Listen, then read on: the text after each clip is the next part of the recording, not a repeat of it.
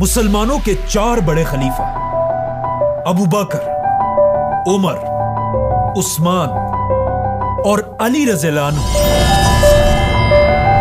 सिर्फ कुछ ही सालों के अंदर रोमन और पर्शियन एम्पायर क्रश कर चुके थे, जिसके बाद मुसलमानों ने पर्शियन एम्पायर के कैपिटल को तो आसानी से फतह कर लिया था। अल्लाहु अकबर! लेकिन रोमन एम्पायर के कैपिटल को मुसलमान अगले 800 साल तक फतह नहीं कर सके। मुसलमानों के ये 4 खलीफा रोमन एम्पायर के कैपिटल के इतने करीब पहुंच चुके थे जहां से आगे बस थोड़ा सा ही और रास्ता था, लेकिन खिलाफत राशिदा कभी रोमन एम्पायर के कैपिटल तक नहीं पहुंच सके।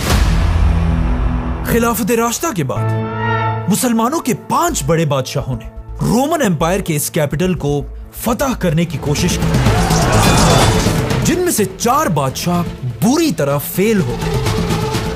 लेकिन आखिर 5वें हमले में सिर्फ एक 21 साल के लड़के ने इस शहर को फतह करने के लिए एक बहुत बड़ी फौज बनाई, दुनिया की सबसे बड़ी तोप बनाई। Basilica, it's huge. This thing's a monster. और इस शहर को फतह करने के लिए दुनिया की हिस्ट्री में पहली बार लोगों ने कश्तियों को समंदर पर नहीं बल्कि पहाड़ों पर चलते हुए देखा।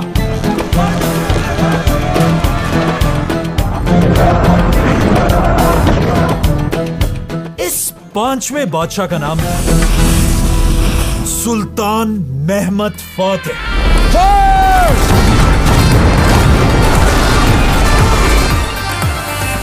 मतलब मुसलमानों के 4 बड़े बड़े बादशाह रोमन कैपिटल को फतह करने का ख्वाब पूरा नहीं कर सके, लेकिन यहां से हमेशा के लिए सब कुछ बदलने वाला था, क्योंकि ये जो चौथा हमला करने वाला बादशाह था सुल्तान मुराद, कहा जाता है ये बादशाह इस हार से बिल्कुल टूट कर रह गया था, क्योंकि कॉन्स्टेंटिनोपल को फतह करना उसकी जिंदगी का सबसे बड़ा ख्वाब था।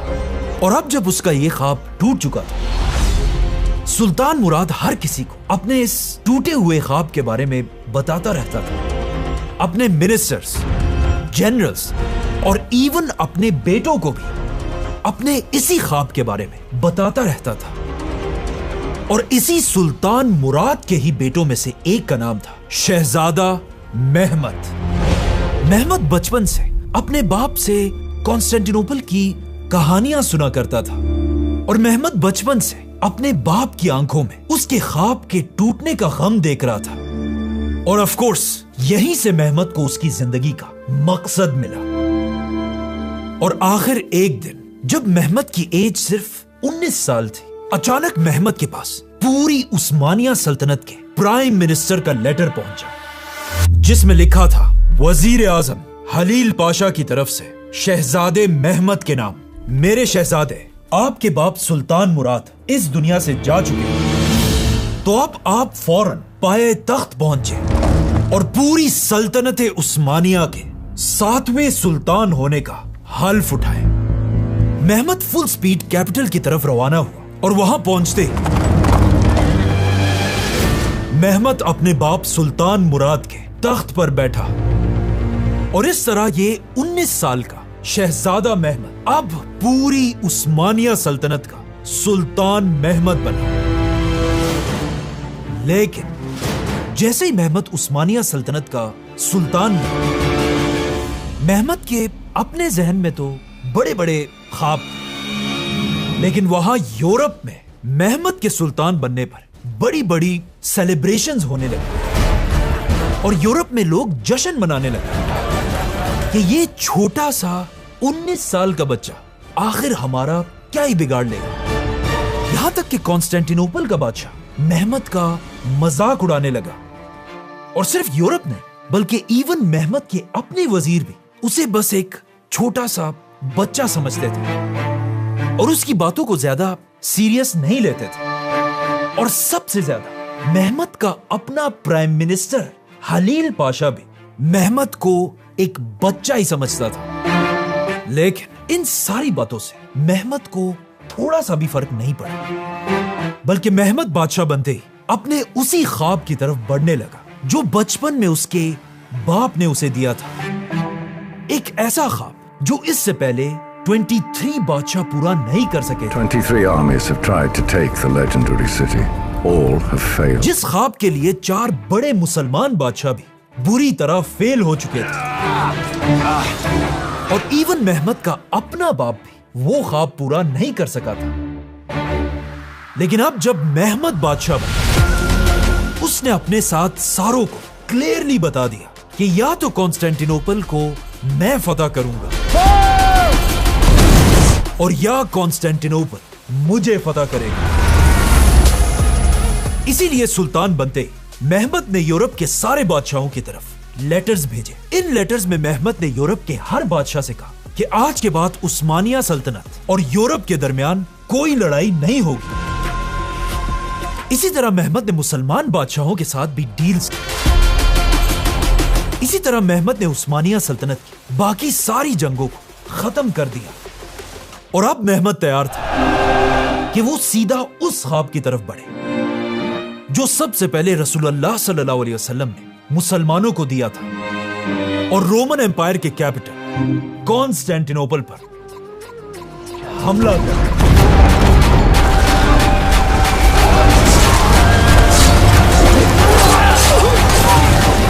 जिसके बाद मेहमद ने उस्मानिया की पूरी फौज को जंग के लिए रेडी होने का हुक्म दिया, और फिर मेहमद ने उस्मानिया की पूरी नेवी को भी हमले के लिए तैयार किया।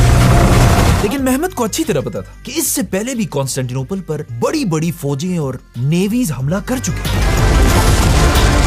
और हर हमला बुरी तरह फेल हो चुका है। इसीलिए मेहमद सिर्फ अपनी आर्मी और नेवी से ज्यादा एक ऐसे एटम बॉम्ब की तलाश में था जो एक ही वार में कॉन्स्टेंटिनोपल की 1000 साल पुरानी लंबी लंबी दीवारों को गिरा दिया।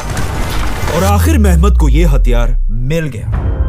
मेहमद जब ये सब कुछ सोच रहा था, अचानक एक दिन यूरोप का एक क्रिश्चियन साइंटिस्ट कॉन्स्टेंटिनोपल में रोमन बादशाह के दरबार पहुंचा। यह आदमी कोई आम आदमी नहीं था, बल्कि ये उस जमाने के यूरोप के सबसे बड़े इंजीनियर्स में से एक था। इस आदमी ने रोमन बादशाह को एक ऑफर दी कि मैं आपके लिए एक ऐसी तोप बना सकता हूं जो अब तक की दुनिया की सबसे बड़ी तोप होगी। इससे पहले दुनिया में इतनी बड़ी तोप कभी नहीं बनी। I can make you the biggest cannon the world has ever seen. और इस तोप का नाम होगा basilica. Basilica. It's huge. This thing's a monster. ये सुनकर रोमन बादशाह ने कहा कि Yeah, that'd be amazing. लेकिन इस साइंटिस्ट ओरबन ने रोमन बादशाह से कहा कि ये तोप कोई छोटी मोटी सस्ती चीज नहीं है। ये तोप बनाने के लिए आपको मुझे बहुत ज्यादा पैसा देना होगा। तो रोमन बादशाह ने ओरबन से कहा कि बताओ कितना, जिस पर ओरबन ने कहा 7 करोड़। ओरबन ने बादशाह से कहा कि आपको मुझे 10,000 डुकेट्स देने होंगे, जो आज ऑलमोस्ट 100 करोड़ रुपए बनते हैं। मतलब 100 करोड़ रुपए की सिर्फ एक तोप। ये सुनकर रोमन बादशाह ने उसे कहा कि हमारे पास यहाँ जहर खाने के पैसे नहीं है, तुम्हें कहां से इतना पैसा देंगे। तो ओरबन ने कहा ठीक है, नो प्रॉब्लम। ओरबन ने बादशाह के सामने से अपने सारे डिजाइन्स उठा लिए, जिसके बाद ओरबन अब इस गरीब रोमन एम्पायर के बादशाह को छोड़कर उस जमाने के एक असल रिच बादशाह की तरफ रवाना हुआ, सुल्तान मेहमद की तरफ। और अब सुल्तान मेहमद के दरबार में पहुंचकर ओरबन ने यही सेम ऑफर मेहमद के सामने रखी, और मेहमद को बताया कि मेरी ये तोप बेसिलिका 8 मीटर लंबी हो। 8 meters long. 8 मीटर, मतलब अगर इस तोप को सीधा खड़ा कर दिया जाए, ये ऑलमोस्ट 3 स्टोरी बिल्डिंग के बराबर होगी। मेहमद ने इस साइंटिस्ट से पूछा कि तुम तो एक क्रिश्चियन हो, तो फिर तुमने ये ऑफर रोमन बादशाह को क्यों नहीं दिया? Easy mentions to Constantine. जिस पर ओरबन ने मेहमद से कहा कि मैं ये ऑफर रोमन बादशाह के पास भी लेकर गया था, लेकिन रोमन बादशाह की इतनी औकात ही नहीं है कि वो मेरी इस बेसिलिका को अफोर्ड कर सके। The emperor was unable to pay. ये सुनकर मेहमद मुस्कुराने लगा और फिर ओरबन से कहा कि तुम्हें जो भी चाहिए मैं देने के लिए तैयार हूं। इस तोप को 3 महीने के अंदर अंदर तैयार करो, और इस तरह दुनिया की सबसे बड़ी तोप बेसिलिका पर काम शुरू। और जैसे ये तोप तैयार हुई, मेहमत अपनी पूरी फौज और नेवी को लेकर मुसलमानों की तरफ से कॉन्स्टेंटिनोपल पर 5वें हमले के लिए रवाना हुआ।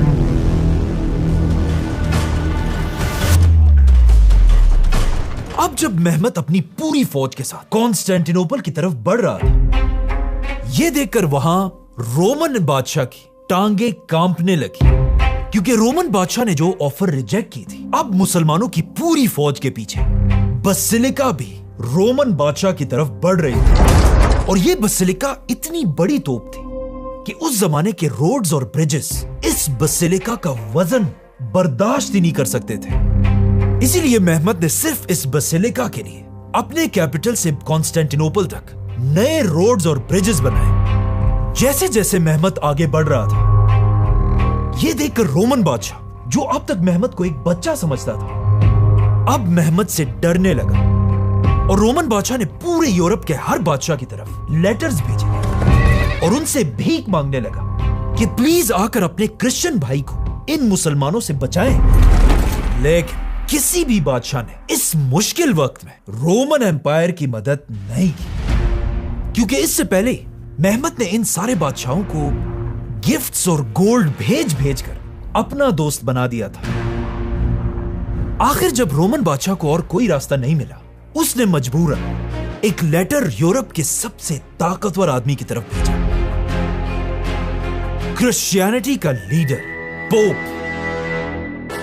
पोप ने आखिर रोमन एम्पायर की मदद के लिए पूरे यूरोप से एक बहुत बड़ी फौज जमा करना शुरू कर दिया। और ऐसा ऐसा मेहमत के खिलाफ यूरोप में एक बहुत बड़ी क्रिश्चियन फौज तैयार होने लगी। और अब जब यह फौज तैयार हो रही थी, पोप ने पहले ही अपना सबसे बड़ा गिफ्ट रोमन बादशाह की तरफ भेज दिया। और इस गिफ्ट का नाम था जेवानी जस्टिनियानी। यस, जितना मजे का इसका नाम है, उतना ही एक बहादुर जनरल था। जस्टिनियानी के पहुंचते ही रोमन बादशाह ने इसे पूरी सिटी के दीवारों का डिफेंडर बना दिया। और अब इसी ने ही यह शहर मेहमत से बचाना था।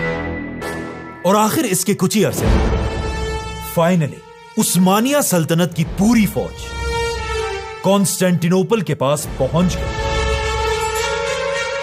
और यहां पहुंचते ही सबसे पहले मेहमत ने रोमन बादशाह की तरफ एक मैसेज भेजा और उसे बताया कि मेरी फौज तुमसे बहुत ज्यादा बड़ी है, तो अब लड़ने के बजाय अच्छे बच्चों की तरह सरेंडर करो। लेकिन रोमन बादशाह कॉन्स्टेंटीन को अच्छी तरह पता था कि यह शहर बड़े बड़े बादशाह फतह नहीं कर सके, तो यह छोटा सा 21 साल का बच्चा क्या ही कर लेगा। और उसने सरेंडर नहीं किया। जैसे ही मेहमत को इसकी खबर मिली, मेहमत ने अपनी पूरी फौज को एक जगह जमा होने का हुक्म दिया। इस वक्त मेहमत की एज सिर्फ 21 थी।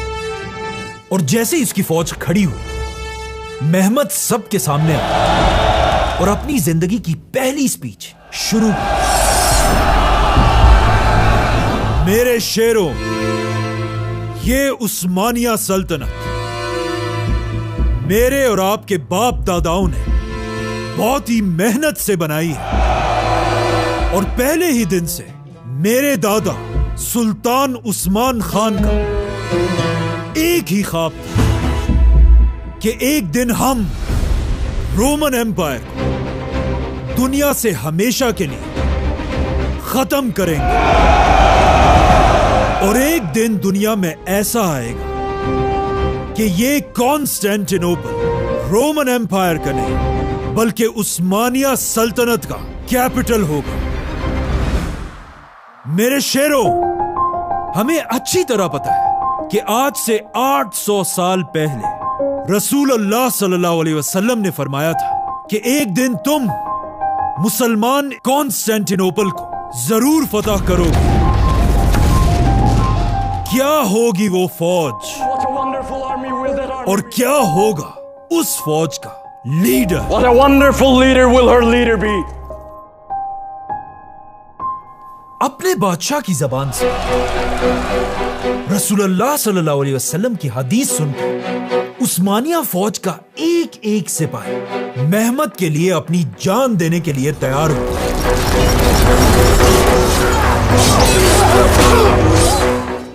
को इस बात की उम्मीद थी कि हम ही वो फौज बने जिसकी रसूलुल्लाह सल्लल्लाहु अलैहि वसल्लम ने तारीफ की थी, और इस तरह मुसलमानों की रोमन एम्पायर के कैपिटल को फतह करने की 5वीं कोशिश शुरू हुई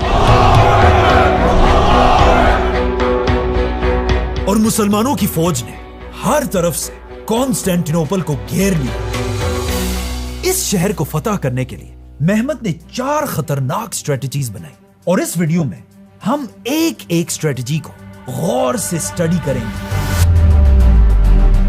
मेहमत की ऑलमोस्ट 1 लाख की फौज ने जमीन के रास्ते से कॉन्स्टेंटिनोपल को घेर लिया, और मेहमत की नेवी की 200 कश्तियों ने समंदर से भी इस शहर को घेर लिया। अब तक तो हमें भी इस बात का अच्छी तरह से पता है कि यह शहर सिर्फ एक रास्ते से फतह हो सकता है, द गोल्डन हॉर्न। इसीलिए मुसलमानों की कश्तियां तेजी से गोल्डन हॉर्न की तरफ बढ़ने लगी। लेकिन ऑफ कोर्स पिछले 800 साल से जिस चेन ने इस शहर को बचाए रखा था, अब भी वो चेन उसी तरह लगी हुई थी। इस चेन का वजन 30 टन था, और जब मुसलमानों की कश्तियां आगे बढ़ी, रोमन्स ने अपने तोपों और तीरों से मुसलमानों को पीछे भगा दिया। मेहमत की नेवी भी इस चेन को तोड़ नहीं सकी, और इस तरह मेहमत की पहली स्ट्रेटजी फेल हो गई। मेहमत ने अपनी दूसरी स्ट्रेटजी में अपनी पूरी फौज से शहर पर हमला कर दिया। उस्मानिया फौज बहुत ही बहादुरी से लड़ी, लेकिन आखिर बहुत कोशिश के बाद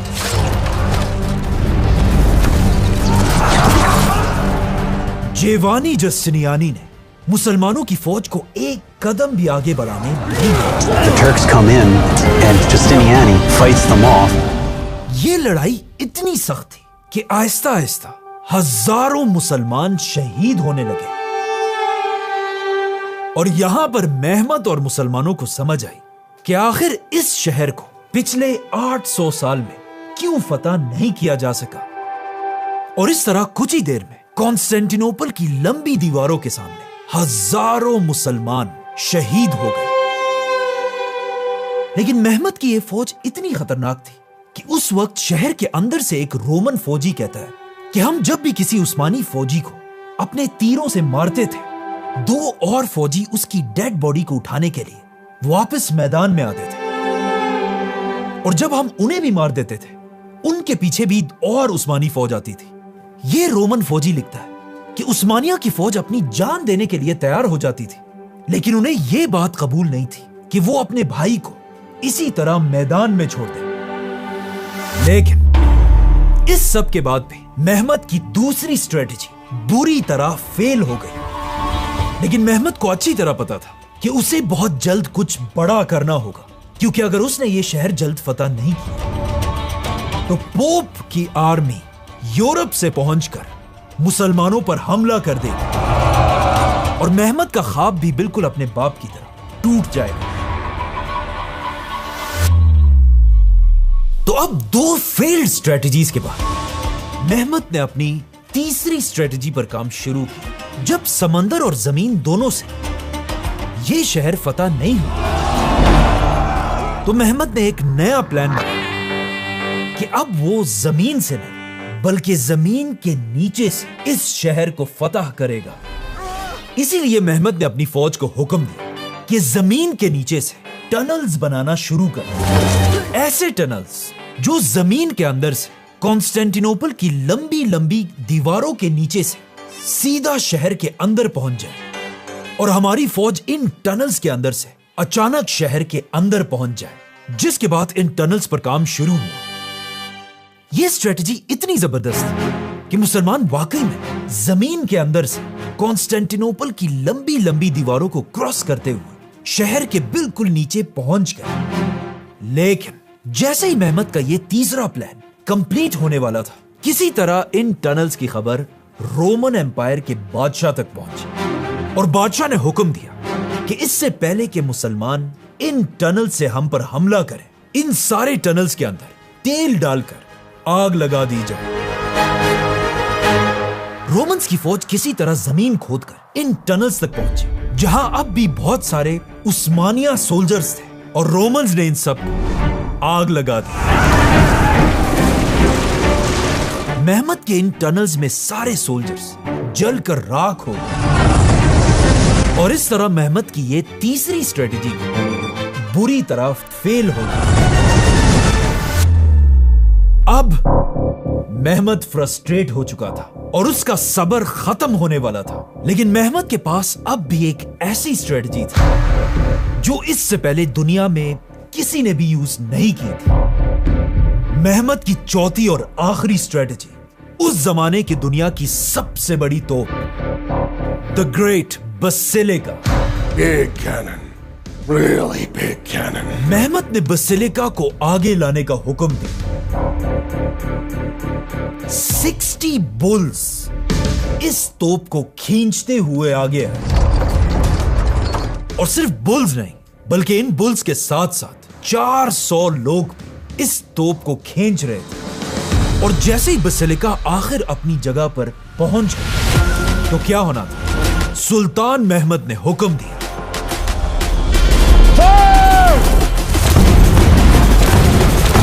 बसिलिका का सिर्फ एक गोला 600 किलोग्राम का होता था। मतलब बसिलिका का सिर्फ एक गोला एक छोटी गाड़ी के बराबर होता था। और इस तरह बसिलिका के ये बड़े बड़े गोले सीधा कॉन्स्टेंटिनोपल की दीवारों पर लगने लगे। अब तक कॉन्स्टेंटिनोपल की दीवारों को पिछले 1000 साल से तोपों के गोलों से कोई फर्क नहीं पड़ता था, लेकिन पहली बार बसिलिका के गोलों ने कॉन्स्टेंटिनोपल की दीवारों को क्रश करना शुरू किया। कहा जाता है बसिलिका की हर फायर पर मुसलमानों की फौज जोर जोर से नारे लगाती थी,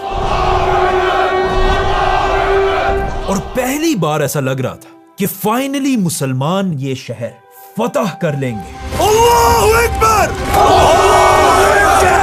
लेकिन यहां पर एक बहुत बड़ा मसला था, मुसलमानों में नहीं बल्कि यह मसला बसिलिका के अपने डिजाइन में था। बसिलिका इतनी बड़ी तोप थी कि यह 3 घंटों के अंदर सिर्फ एक बार ही चल सकती, और इस इतनी बड़ी तोप को कंट्रोल करना इतना मुश्किल था कि इससे कभी भी एक टारगेट पर 2 बार फायर नहीं किया जा सकता था। मतलब बसिलिका हर बार अपनी मर्जी से कहीं भी फायर किया करती थी। मेहमत ने जब गौर से देखा, उसे पता चला कि जब भी बसिलिका फायर करती है, रोमन्स जल्दी से दीवार के उस हिस्से को दोबारा रिपेयर कर देते हैं, क्योंकि उन्हें पता था कि बसिलिका अगले 3 घंटे तक अब दोबारा फायर नहीं कर सकती, और अगर फायर भी करने तो ये जगह दोबारा हिट नहीं होगी। ये देखकर मेहमत को बसिलिका के चीफ इंजीनियर ओरबन पर गुस्सा आया, और वो सीधा इस इंजीनियर के पास गया और उसे हुक्म दिया। I want this cannon firing immediately. लेकिन ओरबन ने जवाब दिया, The barrel is cracking.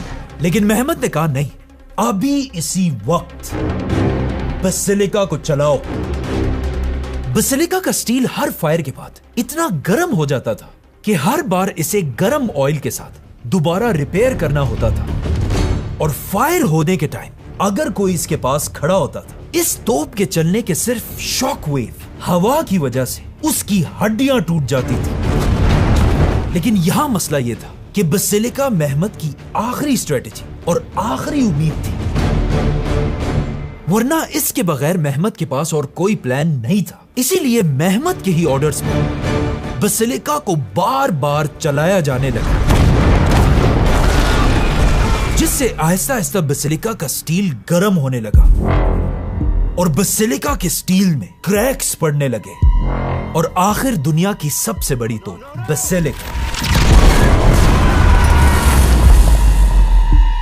और कहा जाता है बसिलिका के साथ साथ इसे बनाने वाला इंजीनियर ओरबन भी इसके फटने से फौत हो गया, और इस तरह मेहमत की ये चौथी और आखिरी स्ट्रेटेजी भी बुरी तरह फेल हो गई।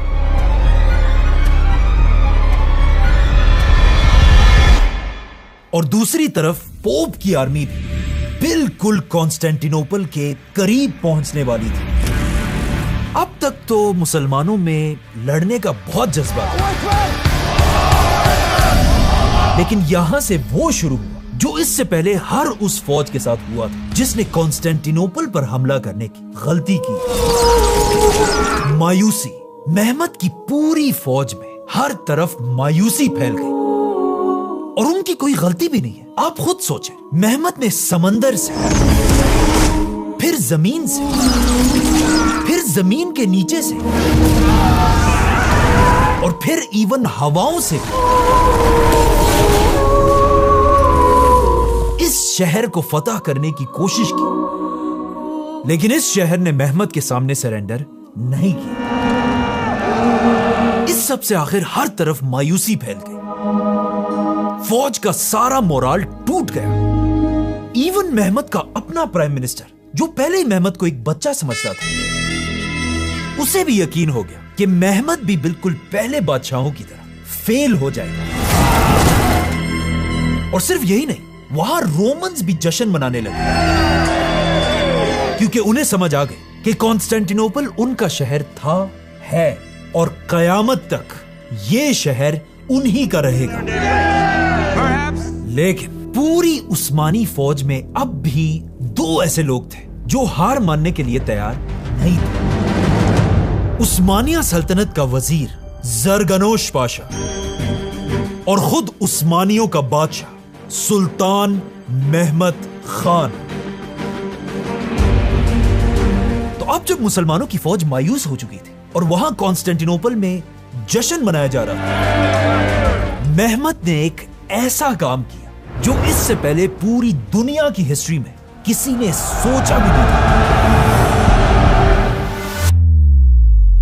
कॉन्स्टेंटिनोपल के अंदर पूरी रात जश्न मनाने के बाद आखिर रोमन्स थक कर सो गए। लेकिन जैसे ही अगली सुबह हुई, अचानक शहर के हर कोने से चीखों की आवाजें आने लगी।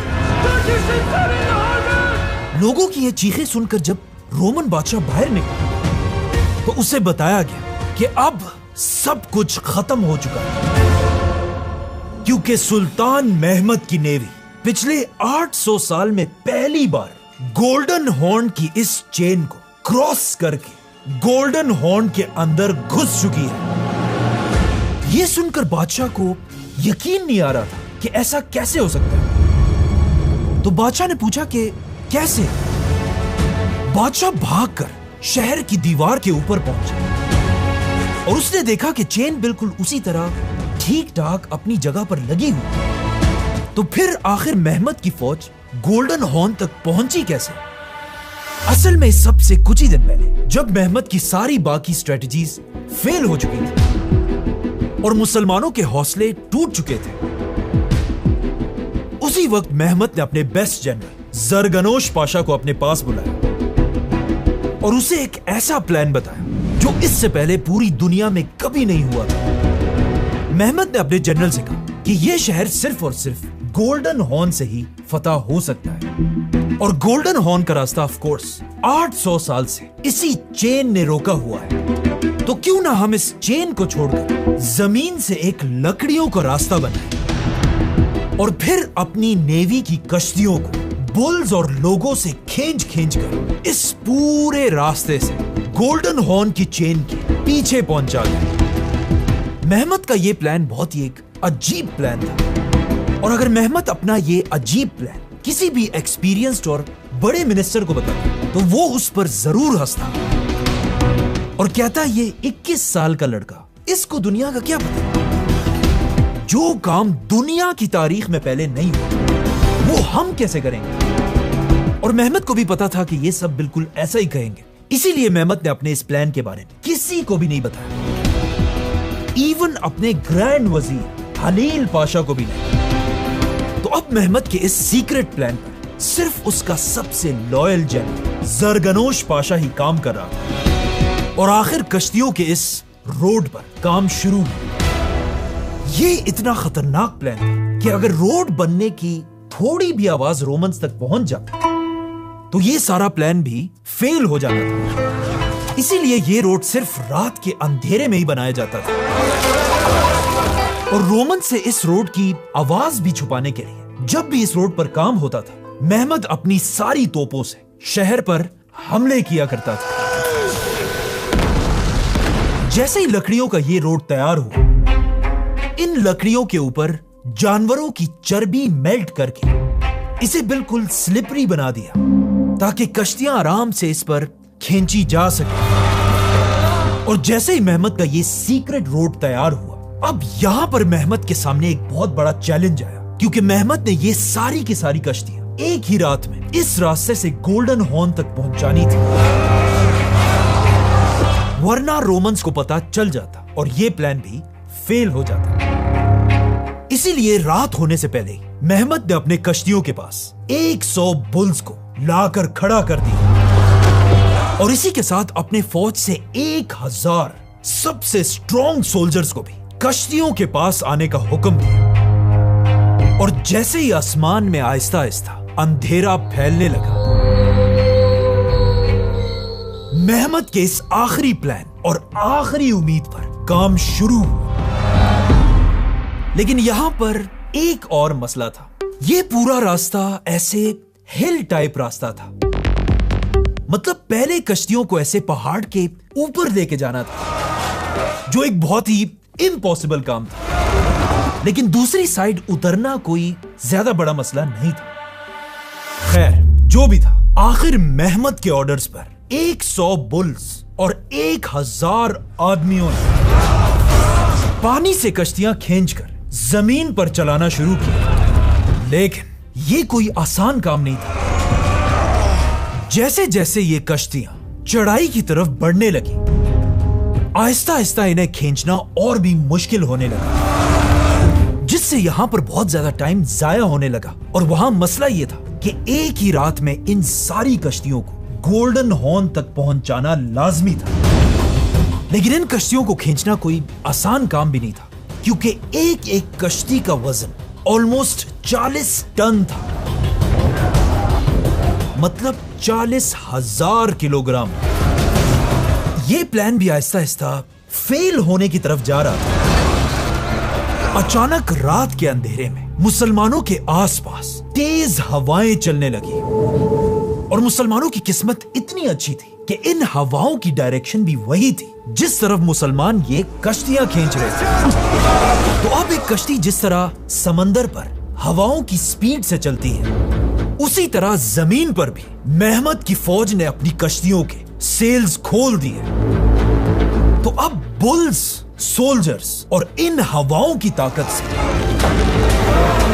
कश्तियां तेजी से गोल्डन हॉर्न की तरफ जमीन से बढ़ने लगी। और आखिर इस तरह एक ही रात में मेहमत की फौज ने ऑलमोस्ट 70 कश्तियों को जमीन के ऊपर खींच खींच कर गोल्डन हॉर्न तक पहुंचा दिया। इसीलिए जैसे ही अगली सुबह हुई, कॉन्स्टेंटिनोपल के हर कोने से लोग मेहमत की इन कश्तियों को देखकर जोर जोर से चीखने लगे। इस एक वाक़े से हालात बिल्कुल बदल गए और अब मायूसी मुसलमानों से निकलकर हर क्रिश्चियन के दिल में फैल गई। और अचानक यहां पर शहर के अंदर एक ऐसी खबर फैली जिसने रोमन्स का मोराल बिल्कुल तोड़ कर रख दिया। पिछले 1000 साल से रोमन एम्पायर में एक प्रोफेसी मशहूर थी और वो प्रोफेसी ये थी, एक जमाने में एक क्रिश्चियन बाबा ने कहा था कि इस शहर कॉन्स्टेंटिनोपल को सबसे पहले फतह करने वाला बादशाह कॉन्स्टेंटीन था, जिसकी मां का नाम हेलेना था। और इस बाबा की प्रोफेसी ये थी कि एक दिन कॉन्स्टेंटिनोपल के आखिरी बादशाह का नाम भी कॉन्स्टेंटीन होगा और उसकी मां का नाम भी हेलेना होगा। तो अब मेहमत की कश्तियों को गोल्डन हॉर्न के अंदर देखकर शहर के लोगों को यह प्रोफेसी दोबारा याद आई, क्योंकि बिल्कुल पहले बादशाह की तरह अब भी रोमन बादशाह का नाम कॉन्स्टेंटीन था। और अजीब बात यह है कि उसकी मां का नाम भी हेलेना था। तो अब मेहमत की कश्तियों को देखकर और इस प्रोफेसी की वजह से शहर के अंदर हर आदमी का हौसला बिल्कुल खत्म हो गया और बादशाह को भी मजबूरन अपनी आधी फौज यहां से हटाकर गोल्डन हॉर्न की तरफ भेजना पड़ा। अब तारीख में पहली बार कॉन्स्टेंटिनोपल की दीवार पर सिर्फ आधी फौज खड़ी थी और यह देखकर मेहमत ने भी एक बार फिर पूरी फौज के सामने फतह से पहले अपनी आखिरी स्पीच की और मेहमत ने फिर से अपनी पूरी फौज को रसूलुल्लाह सल्लल्लाहु अलैहि वसल्लम की उस हदीस की याद दिलाई कि एक दिन मुसलमान कॉन्स्टेंटिनोपल को जरूर फतह करेंगे। क्या होगी वो फौज और क्या होगा उसका लीडर। आज हम सबको पता है कि यह हदीस एक ज़ईफ हदीस है, लेकिन उस वक्त इसी हदीस से मुसलमानों की फौज का जज्बा आसमान तक पहुंचा और आखिर मुसलमानों ने कॉन्स्टेंटिनोपल की दीवार पर अपना आखिरी हमला किया। और वहां गोल्डन हॉर्न से भी मुसलमानों की नेवी ने फौज को दूसरी साइड से शहर के करीब लाना शुरू किया। आहिस्ता आहिस्ता जंग बढ़ने लगी और यहां भी आई हैव टू से रोमन एम्पायर की फौज खून के आखिरी कतरे तक लगी, जिसे देखकर मेहमत का ग्रैंड वजीर हलील पाशा फिर डरने लगा और मेहमत से कहा कि हमें पीछे हट जाना चाहिए। लेकिन अब मेहमत और रुकने वाला नहीं था। मेहमत ने अपनी फौज को आगे बढ़ने का हुक्म दिया और मेहमत ने अपनी जिंदगी की सबसे फेमस लाइन कही कि आज या तो मैं कॉन्स्टेंटिनोपल को फतह करूंगा और या मैं और मेरी पूरी फौज इस शहर के दीवार के आगे मर जाएगी।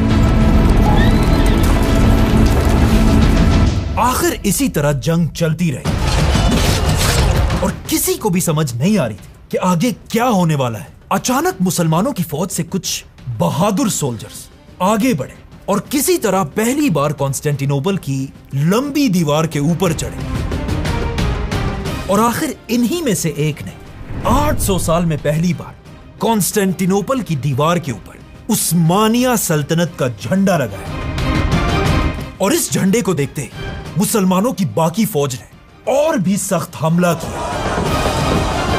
यह देखकर कॉन्स्टेंटिनोपल का जनरल जस्टिनियानी जंग से पीछे हटा और शहर छोड़कर भागने लगा और बाकियों ने रोमन बादशाह से भी कहा कि अब और यह शहर नहीं बच सकता, आप भी अपनी जान बचाकर भाग जाएं। लेकिन यहां पर रोमन एम्पायर के आखिरी बादशाह कॉन्स्टेंटीन ने कहा नहीं, जो भी अपनी जान बचाना चाहता है वो जा सकता है, लेकिन जो भी मौत से नहीं डरता वो मेरे साथ आए और उस्मानियों के खिलाफ खून के आखिरी कतरे तक लड़ने के लिए तैयार हो जाए। और इस तरह ऑलमोस्ट 2000 साल पुराने द ग्रेट रोमन एम्पायर के आखिरी बादशाह ने अपने कैपिटल को बचाते बचाते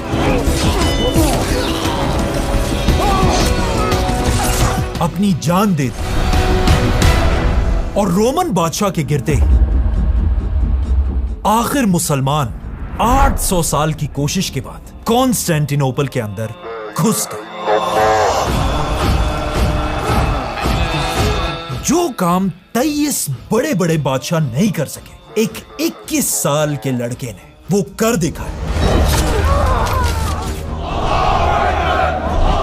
मेहमत अपनी पूरी फौज के साथ कॉन्स्टेंटिनोपल एंटर हुआ और इस दिन सुल्तान मेहमत को एक नया नाम मिला, फातिह। सुल्तान मेहमत फातिह। मेहमत ने कॉन्स्टेंटिनोपल के सबसे बड़े चर्च हाया सोफिया को एक मस्जिद में कन्वर्ट किया और वहां पहली अजान दी गई, जो आज तक उसी तरह हर दिन दी जाती है। अब जैसे ही मेहमत इन सारी जंगों से फारिग हो, सबसे पहले मेहमत ने अपने ग्रैंड वजीर हलील पाशा को अपने पास बुलाया और उसे कहा कि आपने हमेशा मुझे एक बच्चा ही समझा है और कभी भी मुझ पर ट्रस्ट नहीं किया। Why didn't you believe in me? और ये कहते ही मेहमत ने पीछे खड़े अपने लॉयल वजीर जरगनोश पाशा से कहा, ग्रैंड वजीर जरगनोश पाशा, जाओ और इस गद्दार हलील पाशा का सर काट दो। ग्रैंड वजीर।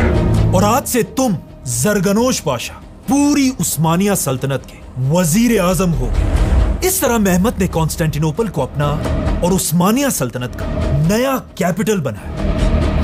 मेहमत ने पूरी मुसलमान दुनिया की तरफ लेटर्स भेजे, जिसमें एक लेटर मेहमत ने मक्का के सबसे बड़े स्कॉलर की तरफ भी भेजा और उन्हें बताया कि आखिर 800 साल बाद रसूलुल्लाह सल्लल्लाहु अलैहि वसल्लम की ख्वाहिश पूरी हो चुकी है और मुसलमानों ने रोमन एम्पायर के बादशाह का शहर फतह कर लिया।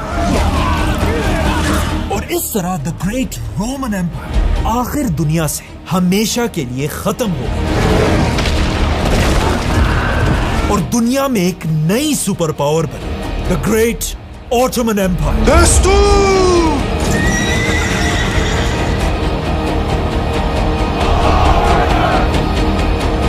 Subscribe.